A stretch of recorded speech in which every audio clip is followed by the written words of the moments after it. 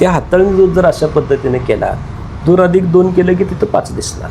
EVM नाही आम्ही आमच्या ताकदीवर येतोय.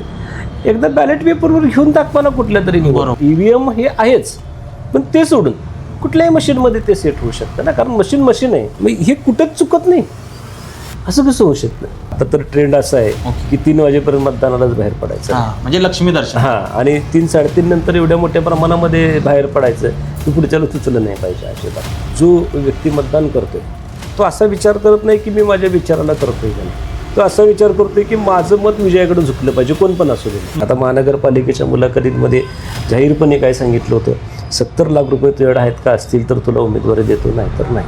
ते महानगरपालिकेनं 9 लाखाचा दाखवलेला आहे, म्हणजे 9 लाखामध्ये तुम्ही तुमचा प्रचार करायचा. बरोबर. तो पोचतो 90 लाखापर्यंत. केले, माझ्यावर जबाबदारी टाकल्या, मी सह्याचा धनी आहे, मारली सही, विषय निवडणुका संपवल्या. हे चित्र बदललं शिवाय गांभीर्यानं या भारताची लोकशाही टिकू शकणार नाही. दर्शक हो, तुमचं सहर्ष स्वागत. लोकसभा झाल्या, विधानसभा झाल्या, त्यानंतर स्थानिक स्वराज्य संस्थांच्या निवडणुका झाल्या, आणखी काही निवडणुका आहेत ज्या तोंडावर आहेत. मात्र या सगळ्यांमध्ये एक मुद्दा कायम आहे, ईव्हीएमचं काय आहे. ईव्हीएम खरंच सेट होतं का, होत असेल तर त्याचं पर्सेंटेज काय आहे, कॅल्क्युलेशन कशी होतात. एकंदरीत सत्ताधारी पक्ष असेल, विरोधी पक्ष असतील, आरोप प्रत्यारोपाच्या फैरी थांबलेल्या नाहीत. काही दिवसांसाठी त्या थंड वाटत असल्या तरी थांबलेल्या नाहीत, त्या आज ना उद्या परत सुरू होणार आहेत. या पार्श्वभूमीवर डिजिटल कोल्हापूर ह्या सगळ्याचा आढावा घेते, सर्वपक्षीय नेत्यांशी बोलून त्यांच्याशी चर्चा करते की खरंच काय आहे ईव्हीएम फॅक्टर. या अनुषंगाने चर्चा करतोय. सध्या मी आहे आम आदमी पार्टीचे प्रदेश संघटक संदीप देसाई सर. सर, आपलं स्वागत आहे. सर, मला तुमच्याशी चर्चा करायला आवडेल. सगळ्यात महत्त्वाचं आहे की मी म्हटल्याप्रमाणे निवडणुका मोठमोठ्या झाल्या, मात्र ईव्हीएमचे संदर्भ बदलत आहेत, आरोप प्रत्यारोप होत आहेत, सत्ताधारी असतील, विरोधी पक्ष असतील. काय नेमकं ह्या मुद्द्याकडे तुम्ही कसं बघता? ईव्हीएमचा मुद्दा आत्ता पहिल्यांदा चर्चेमध्ये येतो अशातला काही भाग नाही. म्हणजे मला आवर्जून सांगायचं आहे, 2014 पूर्वीसुद्धा म्हणजे ईव्हीएमची चर्चा होत होती, ईव्हीएमवर मतदान घेऊया अशा पद्धतीचे चर्चा होत होती, त्यावेळी स्वतः भारतीय जनता पार्टीने त्याला मोठ्या प्रमाणामध्ये विरोध केलेला दिसतो. 2014च्या आधीची तुम्ही डिबेट काढून बघा, म्हणजे लक्षात येईल तुमच्या.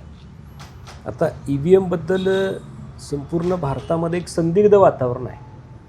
म्हणजे ईव्हीएममध्ये घोटाळा होऊ शकतो का नाही होऊ शकत, ह्याच्यावर सुद्धा खूप त्यातल्या तज्ज्ञ लोकांच्या मुलाखती मी स्वतः आहे. बरोबर.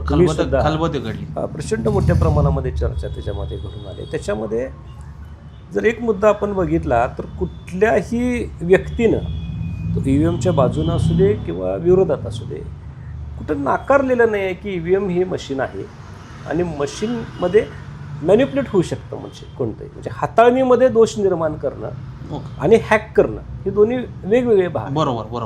म्हणजे ईव्हीएम हॅक होऊ शकतं का, तर होऊ शकत नाही.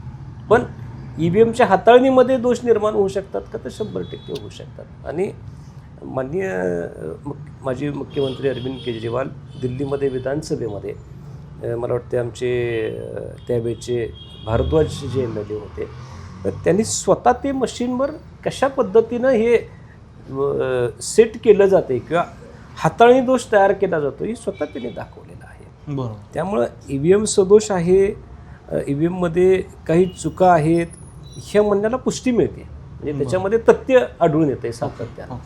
आणि मला दुसऱ्या पद्धतीनं तुम्हाला सांगायचं आहे की खरोखर अशा पद्धतीचा जर कॉन्फिडन्स सरकारमध्ये येणाऱ्या प्रत्येक व्यक्तीला असेल, नाही ईव्हीएम नाही आम्ही आमच्या ताकदीवर येतोय, एकदा बॅलेट पेपरवर घेऊन दाखवा ना कुठल्या तरी निवडणुका. म्हणजे आता काही राज्य जशी नवीन आणि याचं जर आपण बघितलं मागचंच आत्ता चालूचं, ते पंजाबमध्ये निवडणुका झाल्या, स्थानिक स्वराज्य संस्थांच्या निवडणुका झाल्या, 347 ठिकाणी ह्या निवडणुका झाल्या होत्या. आणि तुम्हाला आश्चर्य वाटेल कदाचित, भारतीय जनता पार्टीला 347 पैकी फक्त 7 जागा मिळालेल्या आहेत आणि 218 जागा आम आदमी पार्टीला मिळाल्या. त्याच्या पाठोपाठ मग काँग्रेस आणि बाकीचे सगळे इतर पक्ष आहेत. मग हे जर असं कुठंतरी होत असेल, म्हणजे बॅलेट पेपरवर एवढा मोठा फरक जर पडत असेल, तर मग म्हणायला वाव राहतोय ना.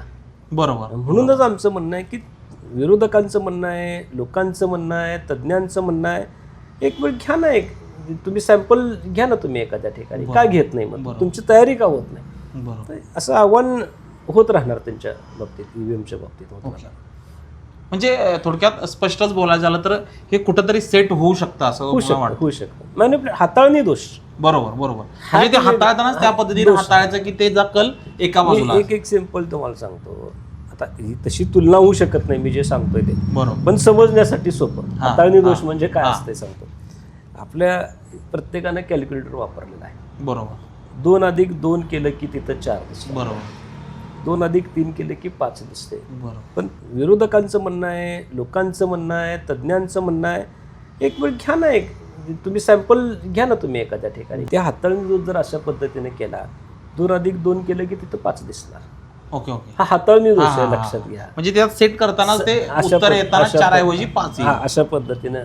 आणि कुठल्याही मशीनमध्ये तसं होतं. ईव्हीएम हे आहेच, पण ते सोडून कुठल्याही मशीनमध्ये ते सेट होऊ शकतं ना, कारण मशीन आहे. बरोबर. सेट कोण करते, कशा पद्धतीनं? बरोबर. म्हणजे मानव निर्मित असल्यामुळे ती 100% होऊ शकते. ओके.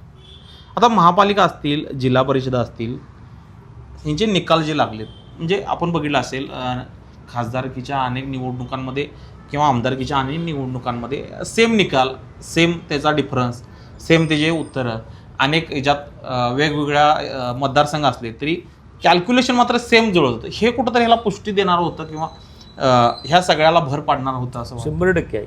म्हणजे सरकारमधल्या लोकांनी, खास करून भारतीय जनता पार्टीतल्या लोकांनी सांगायचं, आमचे एवढे मापर होणार तेवढे होणार, ओके, आमचे एवढे जागा सुटणार तेवढ्या सुटणार. हाला कुठंतरी बेस असायला पाहिजे ना त्यांच्याकडं. बरोबर. आम्ही इथं सत्तेत येतोय, ओके, हे जे म्हणजे निवडणुकीपूर्वीच्या आधीचे विधान जे आहे, बरोबर आहे, मग हे कुठंच चुकत नाही. असं कसं होऊ शकतं? हे कुठंतरी, हे शेवटी निवडणुकी पूर्वीचे अंदाज असतात. बरोबर. आणि तंतोतंत जर पुढे जुळत असतील तर मग कुठंतरी त्याला वाव आहे असं म्हणायला काय हरकत नाही. बरोबर. कुठंतरी एखाद्या दुसऱ्या ठिकाणी चुकायला पाहिजे ना. बरोबर. तर तुमचं चुकतच नसेल, यू आर परफेक्ट असेल, मग परफेक्ट तुम्ही कशामुळे झाला? ईव्हीएममुळे झाला का परफेक्ट? ओके. म्हणजे त्याला काय बेस आहे? आणि मग तसं असतं तर मग पंजाबमध्ये एवढी दयनीय अवस्था का झाली तुमची? म्हणजे 347 पैकी 7, म्हणजे संपूर्ण भारतामध्ये तुम्ही प्रभावी आहे म्हणता, पंजाबमध्ये काय झालं? अशा पद्धतीचं जर आपण तुलना केली तर मात्र कुठंतरी हे चुकीच्या पद्धतीनं चालू आहे असं वाटतंय एकंदर आपल्याला. आणि सर्वात महत्त्वाचं ऑब्झर्वेशन म्हणजे निवडणुकीच्या अँगलनं आम्ही पश्चिम महाराष्ट्रात वेगवेगळ्या जिल्ह्यांमध्ये जातोय. तिथं प्रत्येक जिल्ह्यांमधल्या निवडणुका आल्या म्हणलं की उमेदवार आला म्हणलं की कार्यकर्ता आला म्हणलं की त्याची ऑफ रेकॉर्ड सगळी टॅली आली. तर अनेक कार्यकर्ते मी असे पाहिले ज्यांची टॅली अगदी म्हणजे तो कॉन्फिडेंटली सांगत असतो निकालाच्या अगोदर की इथं ह्या गल्लीत एवढेच पडणार, ह्या बूथवर एवढेच पडणार, पण निकालानंतर मात्र हे बहुतांशी कार्यकर्ते हे फोल ठरताना दिसतात किंवा फेल होताना दिसत आहेत. याला वेगवेगळ्या पैलूंना आपल्याला बघावं लागेल. काही ठिकाणी जातीय समीकरणं असतील, बरोबर, ती चुकीच्या पद्धतीनं मांडली गेली असतील. काही ठिकाणी मतदानाच्या दिवशी वेगळ्या पद्धतीची प्रलोभनं दाखवली जातात आदल्या दिवशी. म्हणजे आता तर ट्रेंड असा आहे की 3 वाजेपर्यंत मतदानालाच बाहेर पडायचं, म्हणजे लक्ष्मी दर्शन. आणि 3-3:30 नंतर एवढ्या मोठ्या प्रमाणामध्ये बाहेर पडायचं की पुढच्याला सुचलं नाही पाहिजे अजिबात. त्यामुळे त्याला वेगवेगळे पैलू एक म्हणजे त्या व्यक्तीच्या कॅल्क्युलेशन चुकते म्हणजे ते चूक आहे असं म्हणणं थोडंसं धाडसाचं ठरेल, पण वेगळ्या अँगलनं त्याच्याकडे आपल्याला बघावं लागेल. मतदाराची मानसिकता काय आहे आपल्या तिथं? जर मतदाराची मानसिकता बघितली तर जो व्यक्ती मतदान करतोय तो असा विचार करत नाही की मी माझ्या विचाराला करतोय का नाही, तो असा विचार करतोय की माझं मत विजयाकडे झुकलं पाहिजे, कोण पण असू दे. बरोबर. ते कॅल्क्युलेशन काय, आपण ज्याच्यासोबत आहे ते किमान विजयाच्या दिशेनं जायला पाहिजे. तर हे कॅल्क्युलेशन त्याच्यामध्ये चुकण्याची शक्यता आहे. असे वेगवेगळ्या पैलूंना आपल्याला त्याच्याकडे बघावं लागतं. ओके. म्हणजे अशा अँगलनं ते सगळं होऊ शकतं असं तुम्हाला म्हणा. बरोबर. एकंदरीत आता आपण ईव्हीएमच्या मुद्द्यावर चर्चा करतोय. आताचे सगळे निकाल असतील, निवडणुका असतील, येणाऱ्या काही निवडणुका आहेत आणि ईव्हीएम आहे, काय व्हायला पाहिजे म्हणताय? काही राज्य जी बॅलेट पेपरची मागणी करतात, तुम्ही तसं म्हटला की काही सॅम्पल झाली पाहिजेत, तर काय व्हायला पाहिजे वाटते तुम्हाला? एक पक्ष म्हणून तुमची काय भूमिका? बघा आता याच्यात अगदी त्याचं विश्लेषणच करायचं म्हटलं तर आपण थोडक्यात मला मांडायचं आहे तुमच्यासमोर की निवडणूक आयोग हा सगळ्या निवडणुका घेत असतो. बरोबर. मग तो केंद्रीय निवडणूक असू दे, राज्य निवडणूक असू दे, बरोबर, त्यांच्या हातामध्ये सगळे डिसिजन असतात बरोबर की निवडणुका लावायच्या कधी, बरोबर निवडणुका संपवायच्या कधी, निवडणूक प्रोग्राम कशा पद्धतीनं असायला पाहिजे. तर हे सगळे निवडणूक ठरवण्याचे अधिकार किंवा त्याचं निवडणुकीचे वेळापत्रक ठरवण्याचे अधिकार सर्वस्वी निवडणूक आयोगाला आहे. बरोबर पण जर याच्यामध्ये तुम्ही बघितलं तर निवडणूक आयोगावर अतिशय मजबूत पकड केंद्र सरकारने मिळवली. म्हणजे केंद्र सरकारचं तर एक प्रकारचं बाहुलं आहे असं म्हणायला काय हरकत नाही. आणि मी का म्हणतो हे सांगतो तुम्हाला, आणि अतिशय गांभीर्यानं मी सांगतो तुम्हाला. ही गोष्ट खूप विचारपूर्वक बोलतोय मी, जबाबदारीनं बोलतोय आणि प्रत्येकानं विचार करायला भाग पडणारी गोष्ट आहे. आपल्या सगळ्यांना माहीत आहे की तुम्ही पण आत्ता म्हटलं लक्ष्मी दर्शन होतं आहे, बरोबर आहे. काही ठिकाणी पेपरमध्ये येतं की बाबा ह्या मतदारसंघामध्ये 1 कोटी लावणाऱ्यालाच आम्ही तिकीट देणार असं कुठल्या तर नेत्याचं वक्तव्य आलेलं असते. मुलाखतीमध्ये जाहीरपणे सांगितलं जातं आहे. आता महानगरपालिकेच्या मुलाखतीमध्ये जाहीरपणे काय सांगितलं होतं, 70 लाख रुपये तुझ्याकडे आहेत का, असतील तर तुला उमेदवारी देतो, नाही तर नाही. म्हणजे हे कुठं ना कुठं तरी ऑन पेपर, भले ते न्यूजपेपरच्या माध्यमातून बरोबर, पण पेपरवर कट्ट्यावरची चर्चा, इंटेलेक्च्युअल लेवलची चर्चा असू देत, तुमच्या पत्रकार बंधूंची चर्चा असू दे, हे सगळं जर आपण कॅल्क्युलेशन केलं, टॅली केलं तर एक गोष्ट लक्षात येते. जो खर्च मला वाटते महानगरपालिकेनं 9 लाखाचा दाखवलेला आहे, म्हणजे 9 लाखामध्ये तुम्ही तुमचा प्रचार करायचा, बरोबर, तो पोचतो 90 लाखापर्यंत. बरोबर, बरोबर आहे. बरोबर, हे ऑफ द रेकॉर्ड आपण बोलू शकतो, ऑन द रेकॉर्ड पण बोलू शकतो. बरोबर, बरोबर. मग निवडणूक आयोगाकडे खर्चाची यादी सादर करताना किती केली जाते, 9 लाखाची अगदी मर्यादित. हो, बरोबर आहे. बरोबर. म्हणजे तुमची जी मर्यादा आहे त्यासाठी तज्ञांनी बरोबर आहे. कमी करता येईल मग काय. माझा खडा सवाल असा आहे की अरे तुम्ही काय इंटरफिअर करत नाही, तुम्ही अशी यंत्रणा का राबवत नाही की ते 9 लाखापेक्षा 1 रुपया सुद्धा त्याचा खर्च कसा होतोय बघतो, चॅलेंज घेऊन. का भारतीय लोकशाहीचं जर मूल्य आपल्याला सांभाळायचं असेल ना, तर निवडणूक आयोगानं अतिशय चांगलं आणि कडक काम करायला पाहिजे. नसेल तर काय होणार, 1.5 कोटी रुपये घेऊन उतरला, अरे मग तुम्ही काय करताय. मी थोडक्यात घोडेबाजार हा कुठेतरी कारण आहे. हा घोडेबाजार आहे, म्हणजे आयोगाला माहित आहे ना. बरोबर. मग तुम्ही करताय काय, तुम्ही बघतच बसणार का, तुमच्याकडे तक्रारी करायच्या का लोकांनी, सुमोटो काहीच नाही करणार. म्हणजे एखादा माणूस जर मरत असेल तर पोलिसांनी बघ्याची भूमिका घेणं, का मरतोय मग मेल्यानंतर आपण बघूया. तसं निवडणूक आयोगाचं झालं मग आता की तुमच्यासमोर घोडेबाजार चालू आहे, तुमच्यासमोर बोली लावली जाते, तुमच्यासमोर खर्च केले जातात आणि तुम्हाला साधं त्यांना पकडता येत नाही. म्हणजे निवडणूक आयोग हे जे छोटे छोटे पैलू आहेत ना याच्यातले, हे अतिशय महत्त्वाचे. म्हणजे निवडणूक आयोग 100% या सगळ्या गोष्टीला जबाबदार आहे, कारण सगळी जबाबदारी तुमच्यावर दिली. बरोबर. मग विरोधकांचं म्हणणं आहे EVMवर आम्हाला डाऊट आहे, घ्या एखादी बॅलेट पेपरवर. जिथं आमच्यासारखे कार्यकर्ते पक्षातली काही निष्ठावान मंडळी म्हणतायत 70 लाख 80 लाख 90 लाख खर्च करायची तयारी असते तर तिकीट देतो म्हणायला लागल्यात, त्यांचे स्टेटमेंट घ्या, त्यांच्यासमोर जावा, बोला. तुम्हाला जर हे कुठंतरी चांगल्या पद्धतीची लोकशाही टिकवायची असेल तर निवडणूक आयोगाला सुधारावं लागेल आणि त्याशिवाय होणार नाही काय. म्हणजे एकंदरीत ह्या सगळ्या स्ट्रक्चरमध्ये निवडणूक आयोगाची जी भूमिका आहे ती मवाळ कुठेतरी आहे. मवाळ नाही, झुकती. जो सरकारच्या बाजूला असेल त्याची भूमिका, ती निवडणूक आयोगाची भूमिका, अशा पद्धतीने. ह्या सगळ्याला ते सगळं कारणीभूत आहे असं तुम्हाला बघा. मी तुम्हाला म्हटलं ना की जबाबदारी कुणाची, निवडणुका घ्यायची, बरोबर.